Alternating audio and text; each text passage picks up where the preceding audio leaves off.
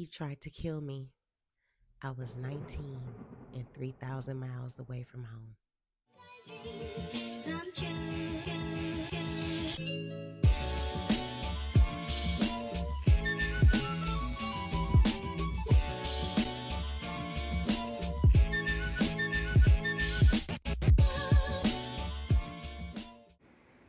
Caution. This video contains real and raw discussions of domestic violence. If this topic is sensitive for you, please take care of yourself first. It's okay to step away and come back when you're ready. You are safe here.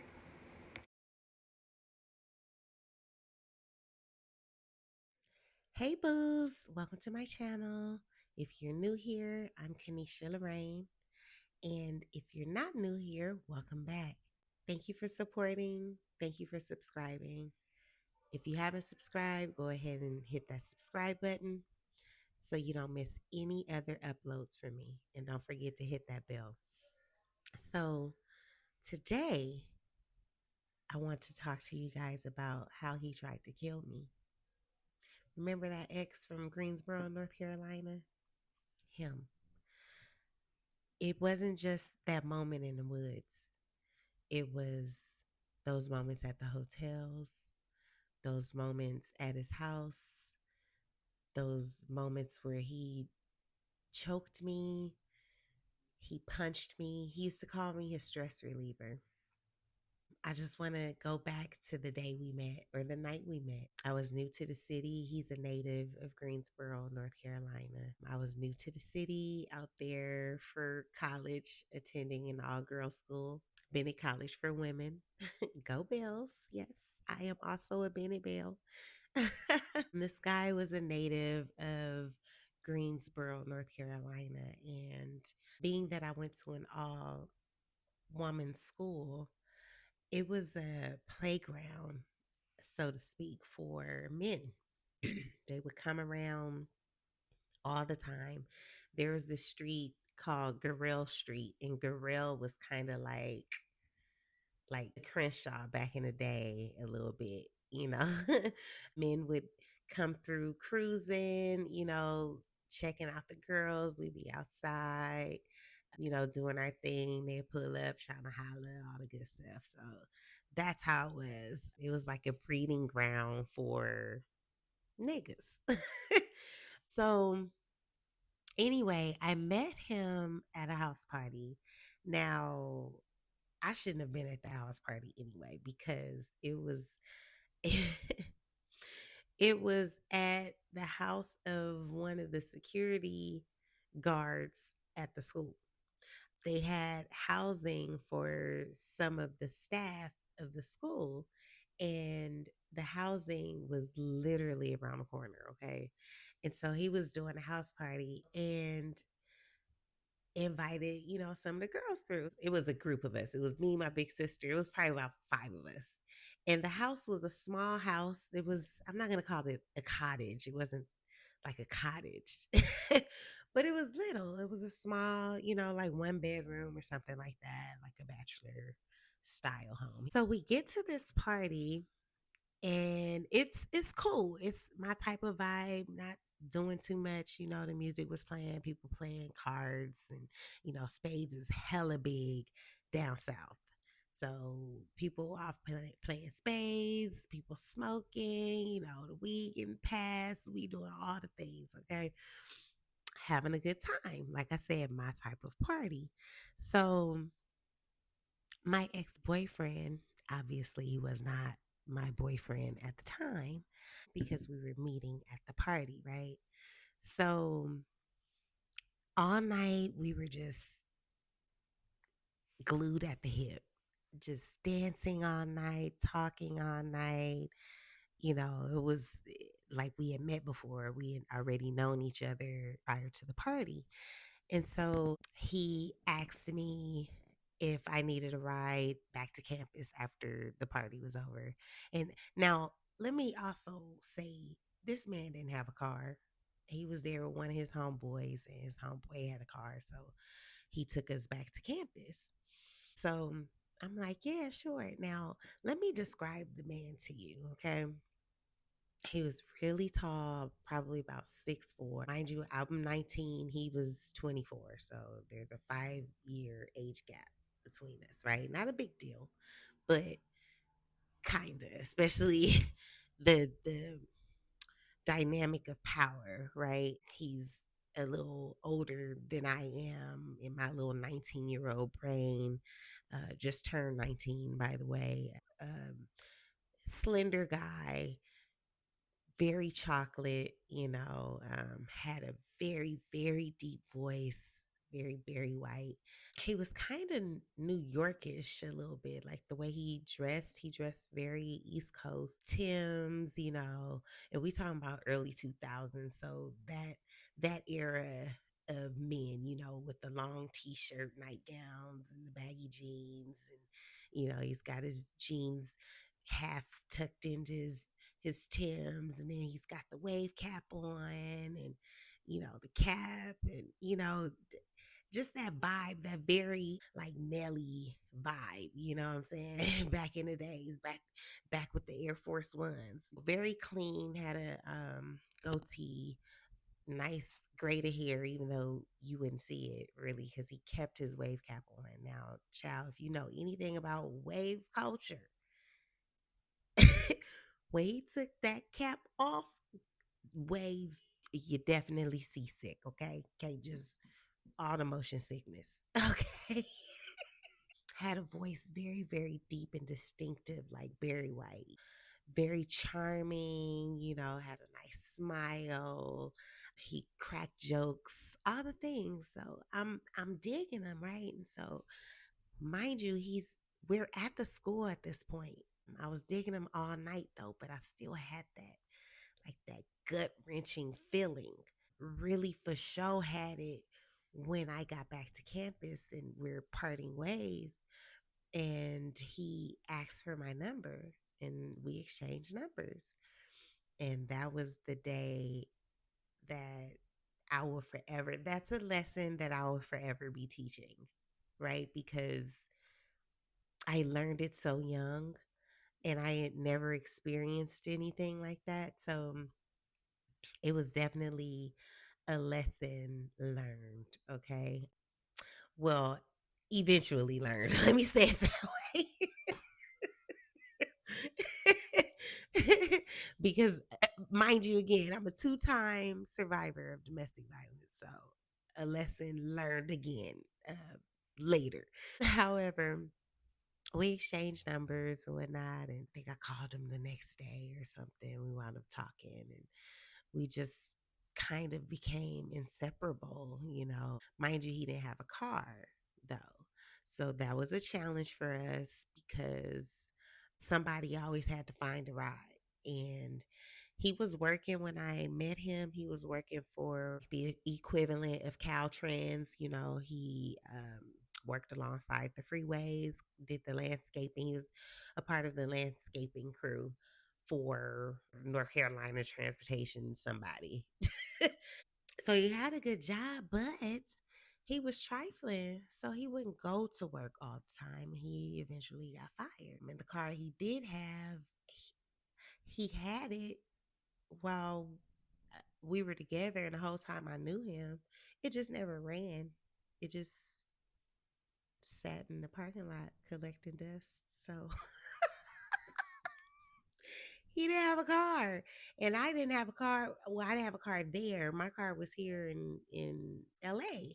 It was here. I couldn't take it because I was starting over as a freshman when I went to Greensboro. When I went to Bennett, I was starting as a freshman, so we weren't able to have cars. I had to leave my car here, and I hated that so bad. I hated not having a car.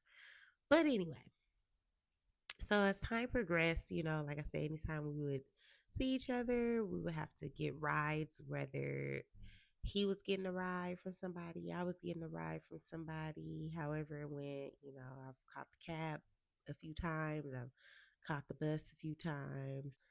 The relationship was fine. I think the first time I started seeing issues with him was my first break from school. We go on spring break, Christmas break, Thanksgiving break.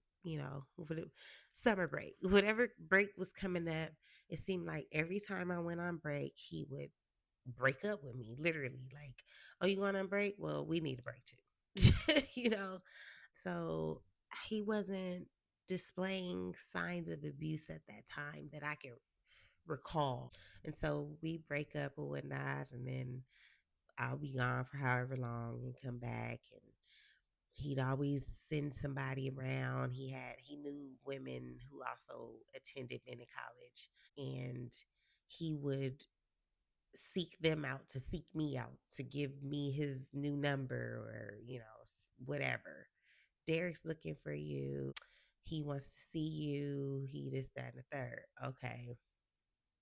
And my little goofy self will fall straight for it because I'm flattered. Oh, he looking for me. Girl. Anyway. So I would always call him. That's when the domestic violence started to like rear its ugly head again every time I went on break. So every time I would come back from said break, he wants to go through my phone and ask me who this person is and ask me who that person is and how close are we? Or, oh, I want you to stop talking to this person. And, where the isolation kind of started to occur, mainly with like people here at home, which I found to be more odd because I didn't see them that often. I was attending college in North Carolina. So for him to have issues with my home friends and stuff like that was interesting. So anyway, again, we rocking in our relationship and stuff, and he starts to exhibit a little more signs of possessiveness and jealousy and insecurity and things like that. And he wasn't hitting me yet. I always say that's the second to last thing for me. The last thing is death, right? Like you can't come back from that, literally. No pun intended.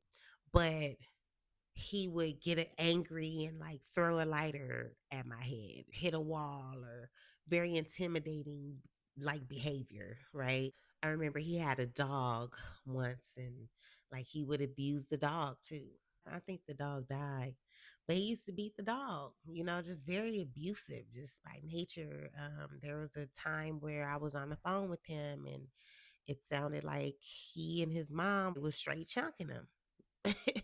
He didn't respect women. He was very misogynistic, very all the things. So, time progressed again. Another break would come.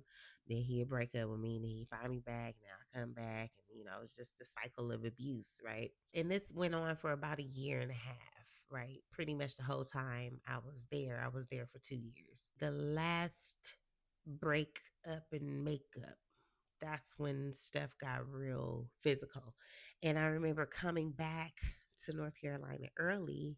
I ended my summer break early to spend time with him before school started. So I like told my mom school started a week early or something like that, or whatever the case was. I got there early and we got a hotel because he actually lived with his mom. So that wasn't even his apartment. We got a hotel. We were staying at like the Best Western or something. And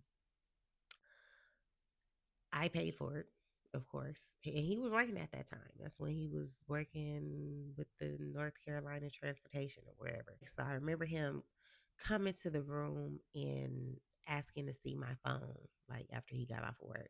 And I while he was gone, I had some extra money. And so I went to the mall. The mall was right down the street. And it's crazy because as I'm walking to the mall, I look down the freeway and I see him in the work truck driving off. And he's like looking back, through the window. And I'm like, is that Derek? I had gone to the mall to get my hair cut. So I got my hair done or whatever. And so when he came back to the room, I'm gonna be all cute, I'm feeling good, like, hey babe. And he got this attitude. Like, okay. So he asked to see my phone or whatever. So he's looking through my phone, asking who this is, who that is. That was the first time he hit me. He's got this issue with me, and we're arguing over somebody in my phone because he feels like something's happening in my relationship with this person. He had never hit me before, right? And I do remember him um like telling me to slap myself so he wouldn't have to do it, and I'm like, slap myself, like I'm initially like, that's goofy. Why would I do that? That's dumb, you know. But him just like, well, if you don't do it, I'ma do it. And that's when he backhanded me and mouth looking like Angela Bassett off What's Love Got to Do with It. Then after he did that, he sat on the floor and started crying. Now my mouth is bleeding, but what I do, I console him. Where they do that at? Why are you consoling a man that just made your mouth bleed? That's goofy as hell. So I'm like, okay, stay with him. No, it's okay, babe. It's okay. Coddling him, holding him and shit. Got through that. School started, whatever. So that's when the physical abuse started. And it happened every day for 3 months until the day he pulled that gun out on me. He would choke me, he would smack me around.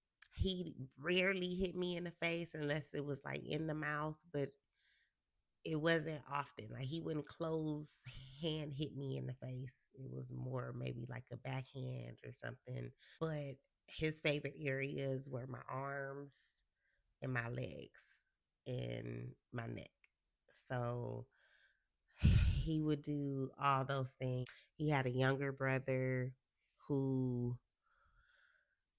just loved to fuck with him. Like, I believe that Derek definitely has some mental problems, and the fact that he sniffed coke didn't help.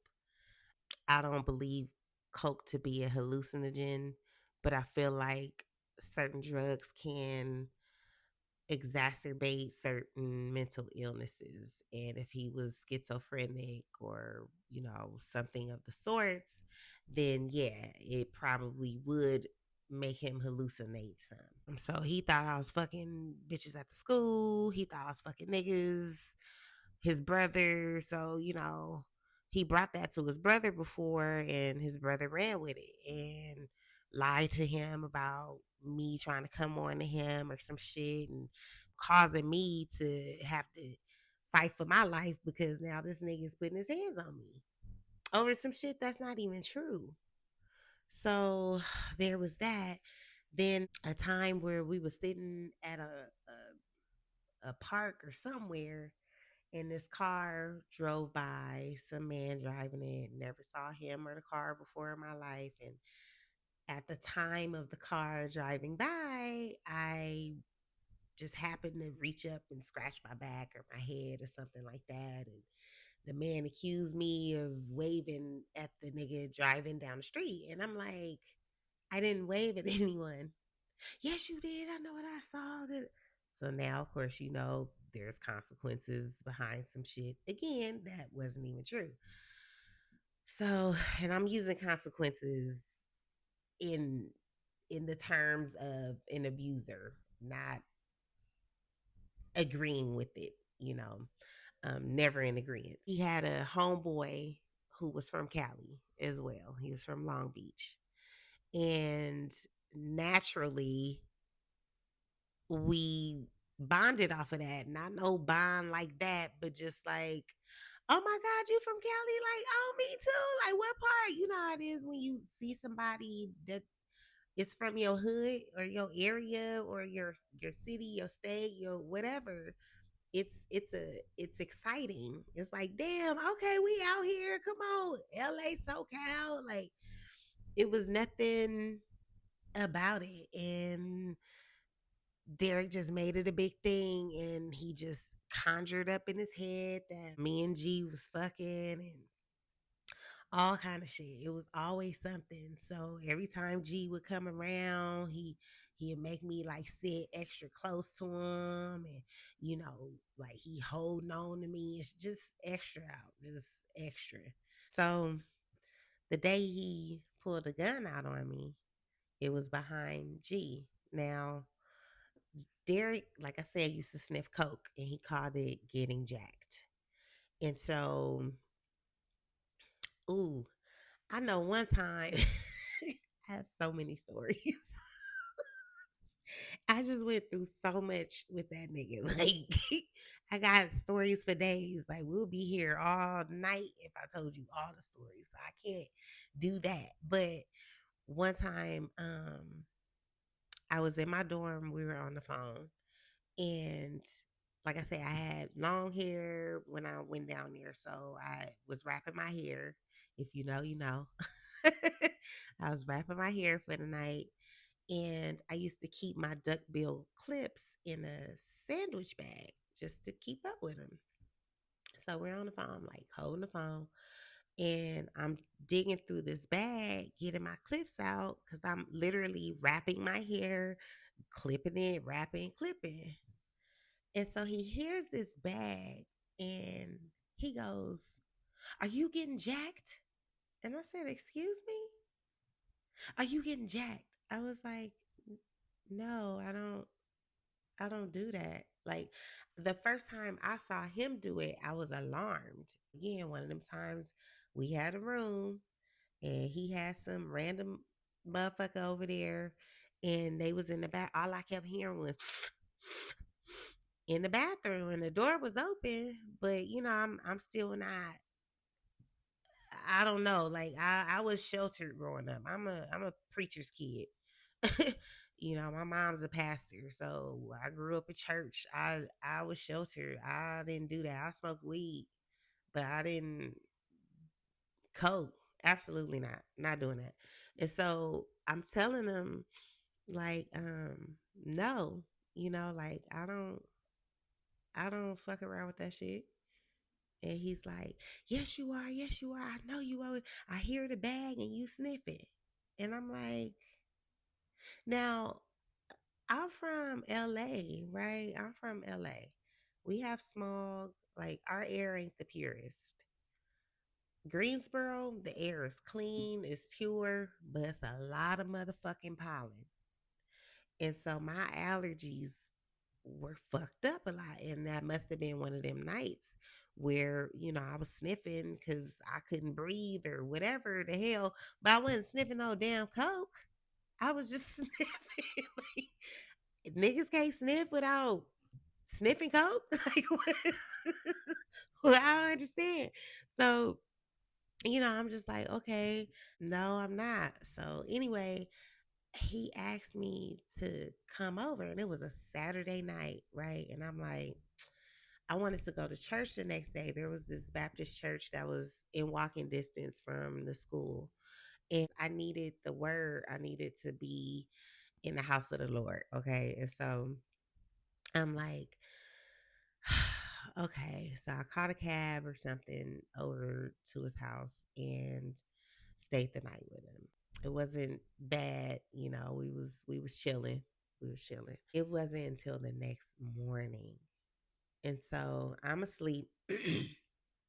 Mind you, he stayed with his mom. So he would take all the pillows off the couch and put them on the floor and make a pallet for us because he shared a room with his brother. And I'm not sleeping in the room with his brother. So we would sleep on the living room floor. And so I woke up that Sunday morning and I hear him sniffing, like actively getting high. And I'm like, oh no, here we go. And so I'm awake, but I'm like pretending to be asleep. So he kicks my foot. He said, "Wake up." Now it was guns in the house, right? I've seen this shotgun before. I have seen it. He kept it in this closet, in the coat closet in the living room. So I've seen it before. And mind you, this man is like 6'3", 6'4", okay? And so he kicks my foot and he's like, "Wake up." And so I'm like, "What's up?" Like, Here we go. Sunday morning. Get into it. He go, I know you fucking G. Like, oh my, we on this again? I know you fucking G. I'm not fucking G. I'm fucking you only. I'm not fucking nobody else. Like, I I don't even at this point know how else to tell you or convince you that it's only you. Nothing was good enough. So I was thinking, like, I know you fucking G. I know you fucking G. We about to go to his house. I've never been to G house. I didn't know where G lived, if he lived where he said we was going, if we was ever really going over there. I have no idea. So I'm just like, what? He's like, put some clothes on. We about to go to G house right now. Okay, so he opens up the closet door and grabs The double barrel shotgun. immediately, like my heart like drops. Like, oh no. I'm thinking he getting it for G. I didn't think he was getting that shit for me. So he stuffs the gun. Mind you, he's like 6'3", 6'4". He stuffs the gun down his pant leg, right? The gun is so big, the butt of the gun is like right at his rib cage. And so I'm like, okay. He grabs my hand and drags me outside. So we go out the back door. Mind you, this is Greensboro, North Carolina. It's green out there. It's trees everywhere. I mean, it's a very pretty city. The air is clean and crisp. You know, they've got all these trees, forests everywhere you look. And so right out the back, like his backyard was the woods.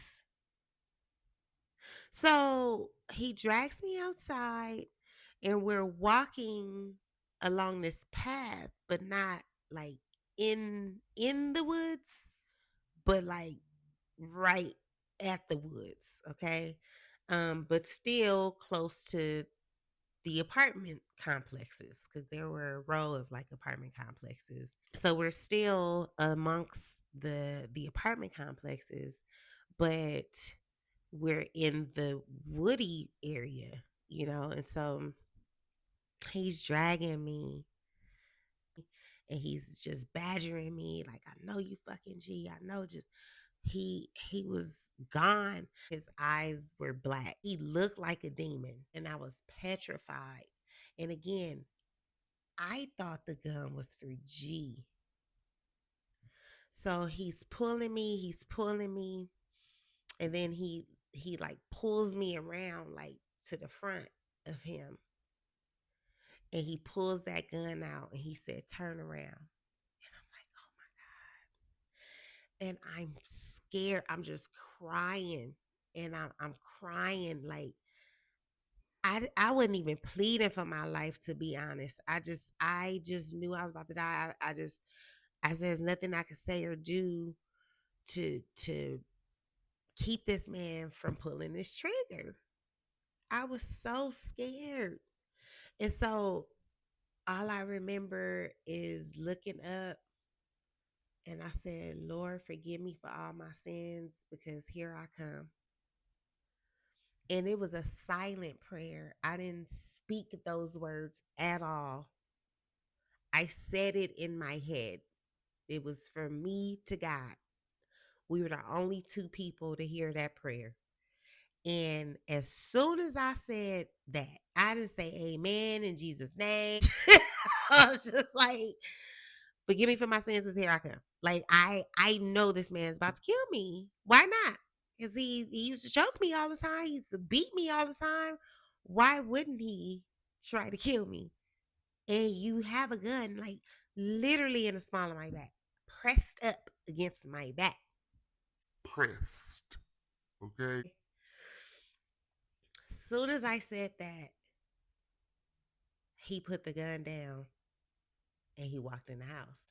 And so I'm like just standing there looking goofy as fuck. What just happened? So now, mind you, he dragged me out the house. So my shit is in the house. So what I'm supposed to do now? Because I don't want to go back in there. I really don't want to go back in there. But I had to. I had to. I went back inside. Now his mother didn't fuck with me. Like she didn't like me for whatever reason. I don't know. She never seemed warm and welcoming or anything like that. But the apartments that they lived in were like townhomes. So there were 2 stories and the bedrooms were on their top floor. And I still to this day believe that she saw what happened because when I went in that house to get my stuff, she was coming down the stairs with a sense of urgency. And she looked at me and said, "You ready to go back to campus?" And I looked at her. I said, "Yes." Those are the most words she's ever said to me in my life. Like it, during the life that I was there. And she took me back to campus. And I remember getting back to campus and telling my one of my best friends in college, rest in peace, Missy. And she told this woman, this she was older than us. She was probably about 34, 35, something like that, attending the college with us. We referred to her as Miss Beth. And she told Miss Beth, and Miss Beth came to me and said, "We are leaving right now and going to get a restraining order." Now, Derek was one of those men who's told me from the beginning, don't ever call the police on him. Don't get the police involved, none of that, right? So I was scared. I'm telling Miss Beth, like, no, no, I can't do that. She's like, nope, we going. I'm calling my husband. He about to come get us, and we going to the police station. And she would not let me not do that. And she called her husband, and he picked us up, and we all went to the police station, and they both stayed with me while I filled out that restraining order. I requested a restraining order, and they served that nigga at his house. And what he do, he called me immediately. And after that, like I was so scared, I kind of changed my appearance. I started wearing wigs. Like I said, my hair was short. But I started wearing wigs. I didn't want him to see me. We went to court. I had pictures of my bruises. I remember one of my schoolmates, Stacy. Shout out to you, Stacy. Stacy, if you ever see this video. Um, and shout out to you, Miss Beth, if you ever see this video. For real. Shout out to you, Miss Beth, and your husband. But for real, for real. But I remember Stacy came up to me one day before all this happened, and she was like, "Kanisha, you okay?" I'm like, "Yeah, I'm just on my cycle, whatever." She said, "Every day? Because you look like that every day." Just my light, just, it was gone. I was dead on the inside. And when she said that to me, it made me like think, like, damn, I look sad and shit every day. I was a part of the modeling club at Bennett. And, naturally we would have rehearsals and practices and things of that nature. And, I would have to wear certain clothing when practicing because I had bruises. And I remember my shirt not being long, the sleeve not being long enough during one of the practices. And somebody called me out, one of my dorm mates. She was like, what happened to your arm? And I was like, what? And I looked and I was like, oh my God, I was so embarrassed because y'all know bruises get worse before they get better. The fresh bruises was bad. So the the old bruises was badder. It was horrible. But I had pictures of those bruises. And when it was time to go to court about the restraining order, the judge we had did not play about domestic violence at all. And so Derek was being combative with the judge. The order was to stay a certain amount of feet. I can't remember 100, 300 feet. I can't 500 feet. I don't remember. But yeah, it definitely was interesting to see him be combative with the judge. And he's like, I I can't stay away from the area from the school because I got people who live over there. He making all these excuses as to why he can't stay away however many 100 feet from the school. And the judge told him, he said, okay, well, I'll tell you this. If you caught in that area, you're going to jail. And I remembered, after the hearing was over, Derek storming out of the courtroom. He was so mad. Did he disregard that restraining order? Yep, we both did, to be honest. But again, the cycle of abuse, right? Even though that man pulled that gun out on me, I did see him one more time. A lot of time had gone by, the last probably like the last 2 months had gone by, and I knew I was coming back home. And again, he knew how to get in touch with me, knew how to find me, knew how to whatever. And I agreed to see him one last time. And when I tell you God watches over babies and fools, because I was a foolish baby. A foolish baby. I saw him one last time. We smoked one last blunt. We talked one last time. There was nothing sexual, nothing romantic or anything like that. It definitely wasn't a terrible moment, but it was stupid because what if he was trying to finish me? I would have walked right into that trap. So, the cycle of abuse can be, it can look foolish, but there's so much emotion and manipulation and things of that sort that's tied into it. The person being abused does some stupid shit. It happens. It happens sometime in the name of love, right? Because we're thinking about the person that we fell in love with, the representative, the person that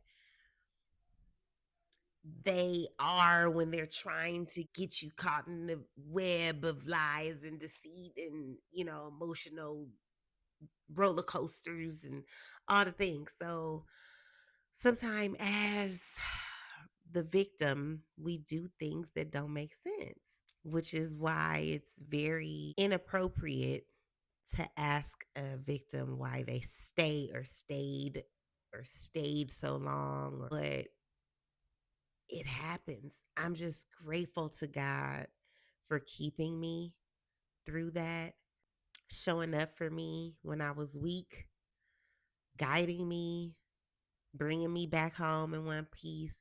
My brother came to get me. Shout out to my brother. It's my favorite brother in the whole wide world. He my only brother, y'all. But um he came and got me. He was in his prime. He about what, 35. My brother's been a bouncer for a long time. He fought for a living, literally, and got hands, okay? And he told me I better not see this nigga because if I do, I'm going to jail. I'm going to jail.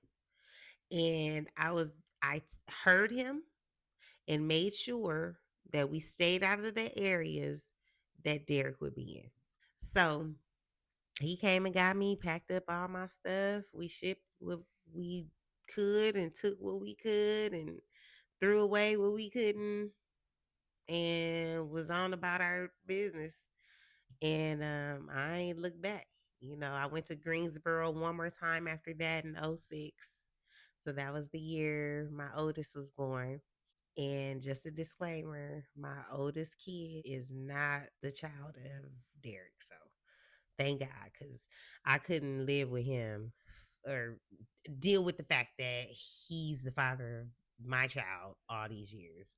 Oh no. I went down there because my big sister and my birthday twin were graduating from college. They were graduating from Bennett. And so I wanted to go and support them. And I had racked up so many Delta miles going to Bennett that my flight ticket was only $20. I only had to pay for taxes. So I traded them in and I flew down there with my child to go see them.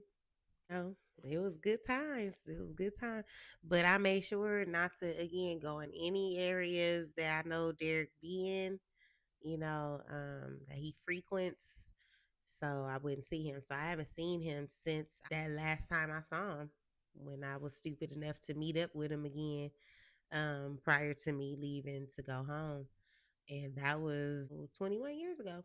It's crazy though, because I was on Facebook and, I looked them up for kicks and giggles like years and years and years later.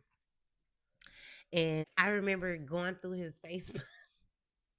And do you know this nigga had the nerve to post a video about domestic violence and caption something about nobody should have to go through this, da da da da da. And I think it was a video of a man being abused or something like that. And so then it made me think, like, damn, is this nigga getting his ass whooped? Because that would be crazy how the tables turn. The irony behind it, like, that's some hella irony. So I just had to respond to his post, and I'm like, what about when the man is abusing the woman?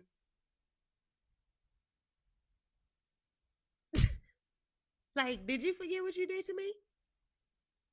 So I just thought that was interesting that he's just now you a big old advocate for domestic violence. You nigga, you the world's biggest abuser. One of them shit. One of them put him over there with the rest of the niggas. So I don't know. I just thought that was weird. But that was the day I could have easily lost my life. Absolutely. And I'm just grateful that God saw me through that. Thank you, Lord, for holding and keeping me through it all, you know. So that's my story about my first abuser, in Greensboro, North Carolina at 19 years old. And I've always been that person that just didn't understand why people stay. I've been that person too. Why do you stay? I would have left. I would do this. Da, da, da. Yeah, you think you would until you in it. Because they don't come out swinging. Like, if I would have met him at the party and he was trying to be abusive and all that, I'm not fucking with you because you crazy. You're crazy. You coming out the gate with it, but they should, but they'll never do that. They'll never do that. It's all about image, right? So that's my story. He tried to kill me. Yep. But it all started in the woods. Everything from this YouTube channel to Majestic Hearts to my escape and rebuild guide. Make sure you click the link below so you can get your copy. Girl Get Up, my book that's scheduled to release in October. Everything started in the woods. That's crazy. That's why I should name the book Everything Started in the Woods. It all started in the woods. Nah. Anyway, if you need support, definitely feel free to reach out to me. My email address is in the description, okay? If you need additional resources, definitely go down to that link, hit that Etsy link, and get my escape and rebuild kit. There are resources in there, there are stats there, there's a journal section where you could journal. There are prompts there to remind you of who you are and whose you are. You belong to God. God always will have favor over you in your life, and He will always protect you. Always remember that. and know he loves you, and so do I. Okay. The next video will be about my marriage, and that's a two part. That's a two part. So stay tuned. I hope this video helps somebody. Don't forget to like, subscribe, and please share it with the people that you know will find this motivating. That's all I'm telling my story for, is to motivate people to get out of their situation. So I hope this helps. And until next time, I'm Kanishia Loraine, and I'm signing out.